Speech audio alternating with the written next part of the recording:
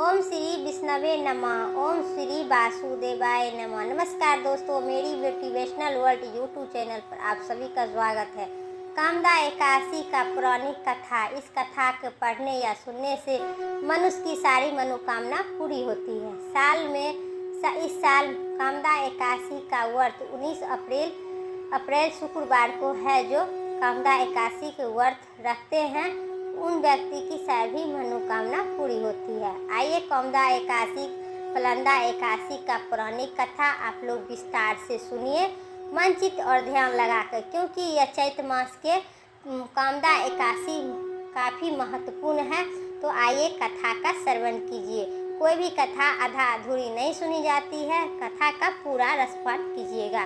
कामदा एकादशी का व्रत करने से व्यक्ति की सभी मनोकामना पूरी होती है और व्यक्ति की मोक्ष की प्राप्ति होती है। कामदा एकादशी, इसी को फलंदा एकादशी का व्रत का कथा या पढ़ने या सुनने से भगवान विष्णु की कृपा उसकी परिवार पर सभी पर प्राप्ति होती है, बनी रहती है। साथ ही आपके पुण्य कर्म की वृद्धि होती है। तो कामदा एकादशी कथा पढ़ने या सुनने से इस एकादशी 19 अप्रैल शुक्रवार को दिन है। हिंदू के पंचांग के अनुसार कामदा एकादशी व चैत्र माह के शुक्ल पक्ष की एकादशी को कामदा एकादशी के नाम से जाना जाता है। आपको बता दें, इस एकादशी भगवान विष्णु की पूजा करने से व्यक्ति की सभी पुण्य कर्म होगा और सभी मनोकामना पूरी होगी। व्रत रखने वाले मनुष्य को मोक्ष की प्राप्ति होगी।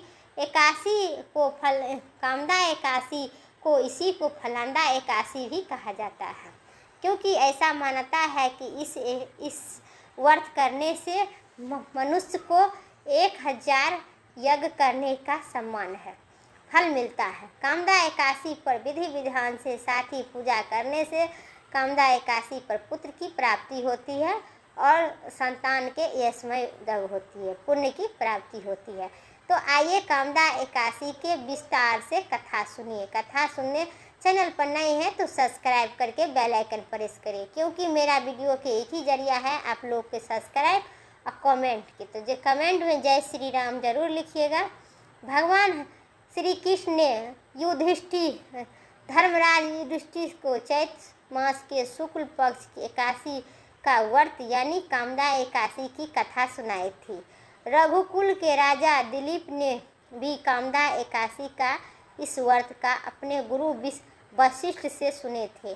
प्राचीन काल में पुंडरी नामक एक राजा था जो भोग विलास में डूब रहा था।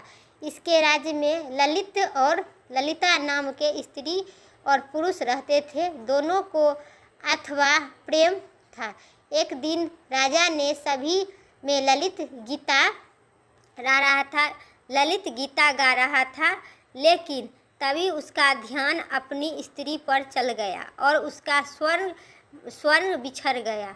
यह देखते हुए पंडित बहुत ही क्रोधित हो गया। पंडित ललिता का मांस भक्ष करने लगी और राक्षस का बन गया। अपने पत्नी का हाल देखकर राजा ने पत्नी बहुत ही दुखित हो गया, क्योंकि मेरी पत्नी के क्या हो गया। इतनी अच्छी गाना गाया करती थी और इतना अच्छा भक्त किया करती थी, अभी इसे क्या हो गया। फिर बहुत ही चिंतित हुआ। फिर यह कामदा एकादशी या फलंदा एकादशी आया। चैत्र मास के शुक्ल पक्ष की एकादशी आया। उसी एकादशी से ही जाने लगा। बहुत ही महत्व। अपने पति को ठीक करने के लिए ललिता ने कई लोगों को इसके बारे में पूछा। आखिरकार ललिता ने विंध्याचल पर्वत पर श्रृंगी ऋषि को आश्रम में गई। वहां जाकर अपने पति के पूरा हाल सुनाए। ऋषि ने ललिता को मनोकामना पूरी होने के लिए इस कामदा व्रत का रखने के लिए कहा। साथ ही ऋषि ने कहा कि अगर वे कामदा एकादशी व्रत रखती है तो उसके पति का पुण्य से उसका पति का ललिता की फिर मनुष्य योनि में आ जाएगी। ललिता ने भगवान विष्णु का ध्यान करते हुए विधि विधान से साथ ही कामदा एकादशी का व्रत की ऋषि के बताए अनुसार उनके चैत्र मास के शुक्ल पक्ष की एकादशी का व्रत कामदा एकादशी अगले दिन द्वादशी को पारण करके व्रत को पूरा किया। इसी तरह व्रत पूरा होने पर भगवान विष्णु ने ललिता के पति के फिर मनुष्य योनि में भेजकर राक्षस योनि से मुक्ति कर दी। इसी प्रकार दोनों का जीवन कष्ट से मुक्त हो गई और श्री हरि की भजन कीर्तन करते हुए अंत में दोनों की मोक्ष की प्राप्ति हुई। प्रेम से बोलिए सियावर विष्णु भगवान की जय, सियावर रामचंद्र की जय। अब फलंदा एकादशी की कथा का श्रवण आरती का श्रवण कीजिए। आरती आप लोग ध्यान से मनचित और निष्ठा से सुनिएगा, क्योंकि कथा के बाद आरती सुनना बहुत ही महत्व और ज़रूरी है। आरती की कथा शुरुआत करें। ओम जय जगदीश हरे स्वामी जय जगदीश हरे, भक्ति जनों के संकट क्षण में दूरी करे। ओम जय जगदीश हरे, जो धावे पल पावे सुख निर्मन से का, सुख संपत्ति घरी आवे कष्ट मिटे तनिका। ओम जय जगदीश हरे, माता पिता तुम्हें मेरे शरण किसी की, स्वामी शरण कहूँ किसी की, तुम बिना और न दूजा आस करूँ जिसकी। ओम जय जगदीश हरे, तुम्हें पूरन परमात्मा तुम्हें अंतर्यामी, ओ स्वामी तुम्हें अंतर्यामी, परम पिता परमेश्वरी तुम्हें सबके स्वामी।